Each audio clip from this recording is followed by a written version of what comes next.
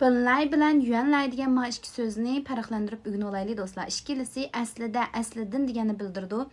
Ammo ishlatadigan o'rin o'xshamaydi. Bunlay deganimiz mushu ishning asli mohiyati qanday bo'lgan bo'lsa, shuni ko'rsatib berish uchun keladi. Ya'ni aslidanla degan ma'noni bildirdi. Yuanlay degan bu so'z bo'lsa, keyin shu ishning aslini bayqagandan keyin ondan aslida bunday ekanda degan bo'lsak, yuanlayni ishlatamiz.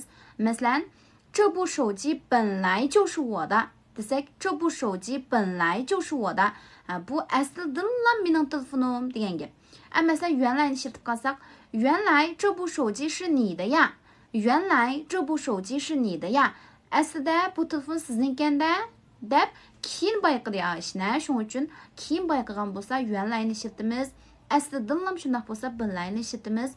Uningdan sirt ma'lum ishga nisbatan bir plan so'qib ko'nglimizda bir son bo'lgan bo'lsa, yana o'xshashlar 本来ni ishlatamiz. Masalan, 我本来周六去图书馆 我本来周六去图书馆 ama aslida shanba kuni kutubxonaga boratdim degandek.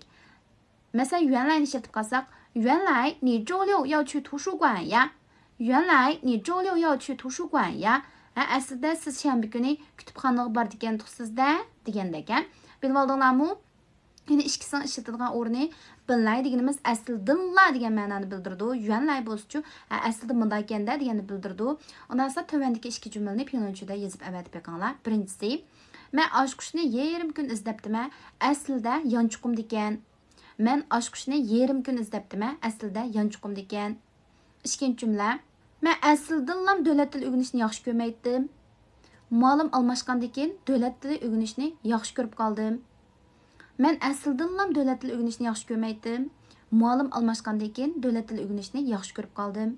Qani bu ikki jumlani pinonchida yozib avatib beqinglar. Anandan keyin do'stlar, mayli siz 0 saviyadan boshlab o'rganguchi bo'ling yoki o'rta saviyaga kelib to'xtab qolgan bo'ling.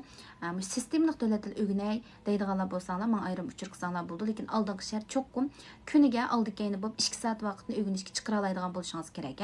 Shunday vaqt chiqara oldim deydiganlar, men ayrim uchur qilsanglar bo'ldi.